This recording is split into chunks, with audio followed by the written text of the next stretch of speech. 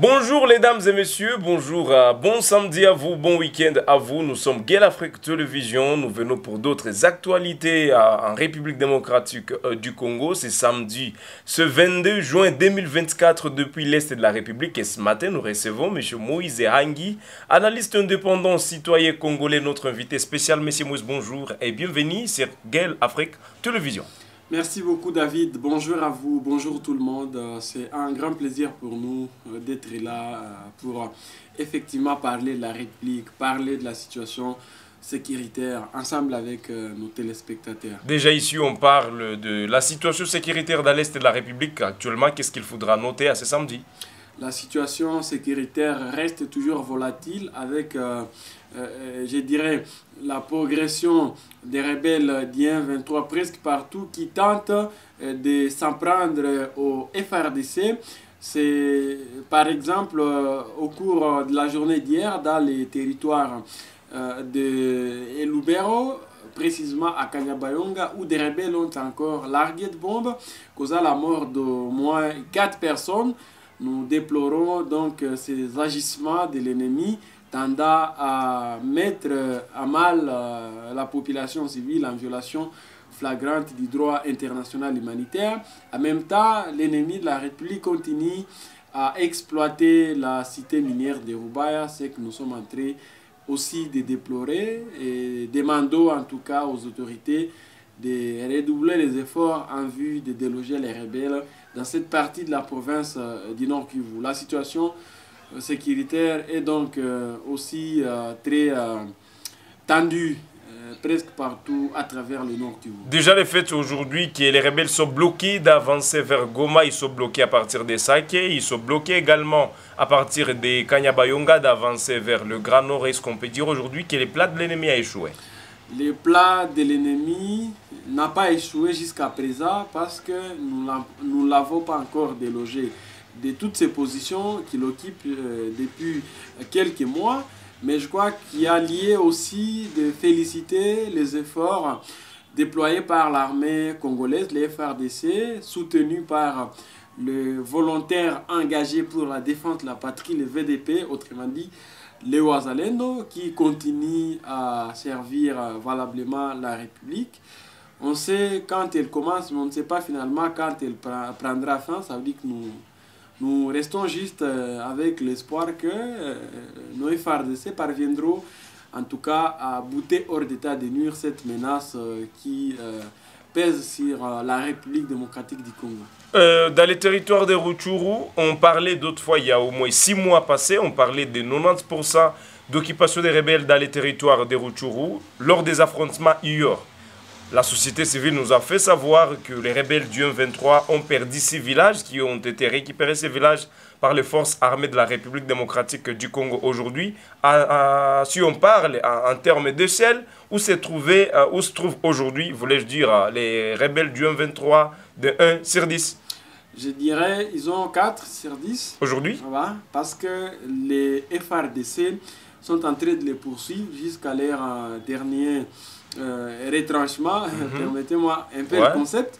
Et moi, je crois que nous devons ne pas continuer à démoraliser nos troupes ou du moins à être pessimistes quant à ce qui concerne effectivement cette guerre.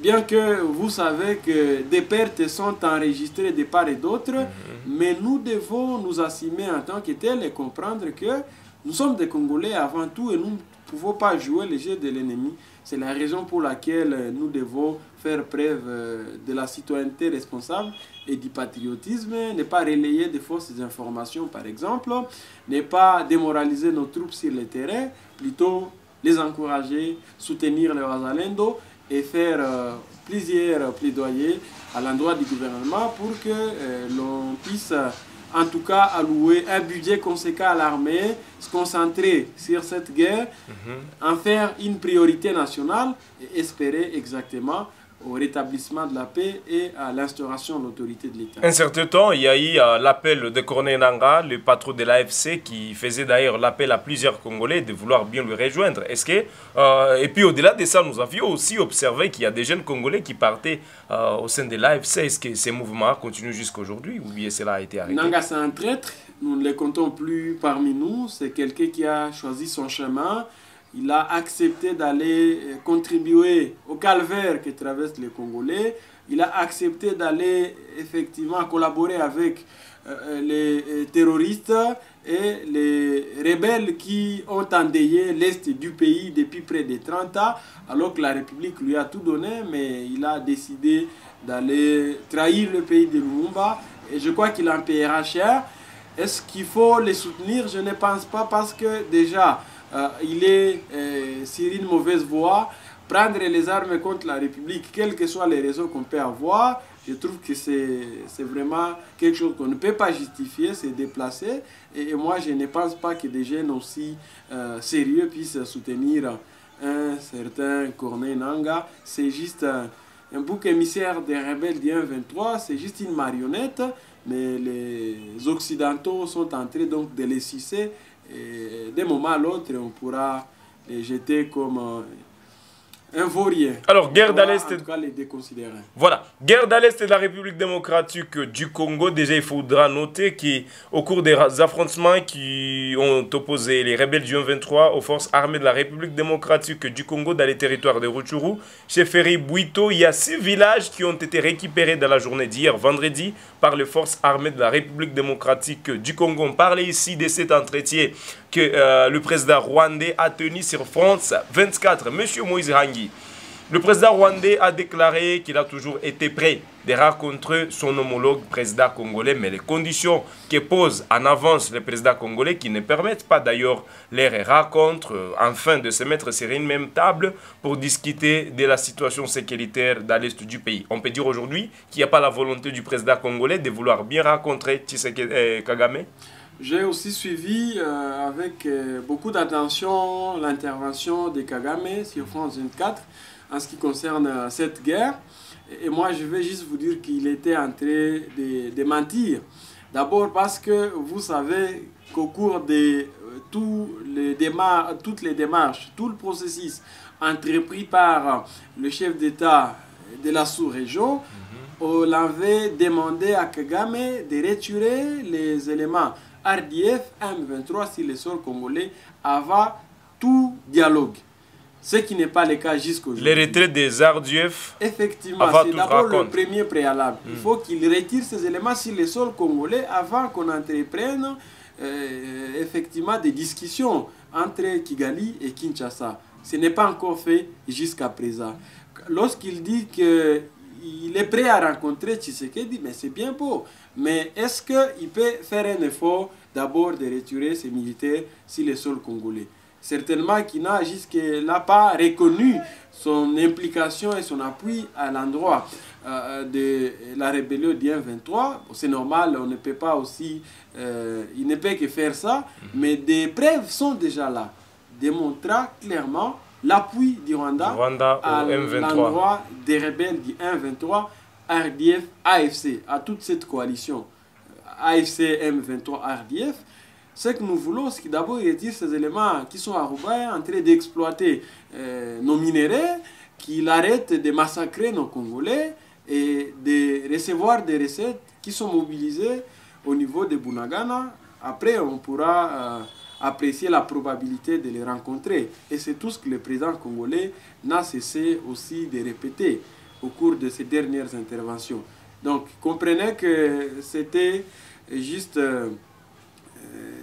du racontard qu'il était en train encore de brandir à la communauté internationale comme pour justifier ces bévures qu'il continue à commettre en RDC. Et un citoyen digne de son nom ne peut pas aussi se confier à ce Kagame dit, c'est un menteur. Entre les deux présidents, réellement, qui sollicite rencontrer l'autre? C'est Kagame, il a dit très clairement, il a dit qu'il est prêt, mais le président congolais a des préalables.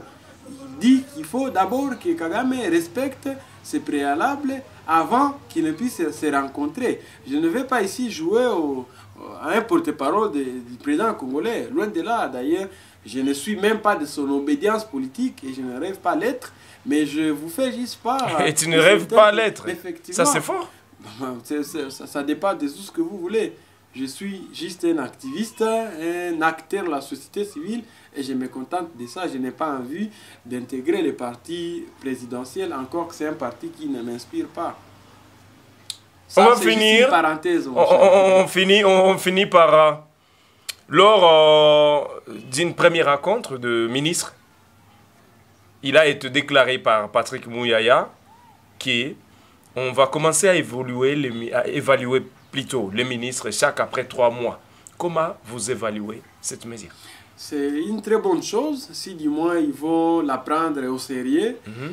Nous qui sommes à l'Est, d'abord nous aimerions qu'ils essaient un peu de se concentrer à la guerre. C'est la priorité des priorités.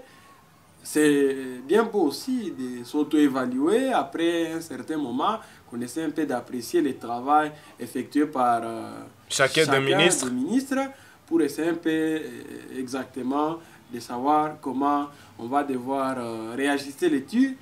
Mais nous qui sommes ici, en tout cas, je pense que on a d'abord besoin que la guerre finisse. S'ils peuvent tout faire pour que nous puissions ne plus être en guerre, ça va nous arranger. Quel est le message aujourd'hui que vous lancez à ces FRDC qui sont en train de nous suivre, ces gars à Afrique Télévision? C'est des vaillants, mon cher, c'est des héros vivants. J'ai trop d'estime et de considération envers nos militaires. Vous savez les conditions dans lesquelles ils sont en train de se battre, les conditions dans lesquelles ils sont en train de travailler. Mais quand même, ils continuent à servir loyalement la République. Je voudrais donc réaffirmer personnellement mon soutien à leur égard et inviter par la même occasion les autorités au niveau national à continuer à songer à leurs conditions de vie parce que c'est des pères de famille, c'est des responsables et lorsqu'ils sont sur les lignes de front et que leurs femmes, leurs enfants sont pris en charge par l'État congolais aussi de la meilleure manière qui soit, je crois que ça les permettra aussi de très bien donner les résultats escomptés. Au même moment, je félicite aussi les Wazalendo, les VDP qui sont aussi aux côtés. Les volontaires pour défense à patrie. Et qui ne lâchent toujours pas. Je crois que c'est envers ces gens qui repose l'espoir aujourd'hui du peuple congolais. Je ne pense pas que ce soit ces étrangers qui sont en train de faire le tourisme ici, la SADC, la MONUSCO. D'ailleurs, va quitter notre pays d'ici là. Et même ces instructeurs, c'est des touristes qui sont là pour les intérêts mesquins. Mais les Wazalendo et les FRDC, c'est des gens qui sont en train de défendre le pays avec conscience que c'est en fait les patrimoines de leurs ancêtres et donc ils n'ont que ces Congo comme État effectivement quelque chose de plus précieux qu'ils vont devoir sauvegarder éternellement. Merci, dames, messieurs. C'est donc la fin de cette information. C'est donc la fin. Nous sommes à la fin de cette émission. Nous vous disons merci d'avoir été nombreux à nous suivre. Et c'était monsieur Moïse Hangi qui était notre invité aujourd'hui. Jeune Congolais, jeune Mouzalendo, jeune patriote, jeune résistant. Vous êtes aussi jeune résistant? En tout cas, je les suis et vous pouvez les remarquer. C'est donc à moi de vous remercier pour l'invitation. Merci à tous qui nous ont suivis du début à la fin. Je sais qu'il y en a qui ont beaucoup de questions, beaucoup de préoccupations. Nous sommes en tout cas ouverts et très disposés à rencontrer toutes ces préoccupations. Encore que nous pensons qu'il y a encore beaucoup à dire. Ouais. Nous pourrions donc intervenir aussitôt vous le voudrez pour une prochaine occasion. Merci beaucoup, dames et messieurs. Excellent week-end à vous et à demain pour d'autres actualités.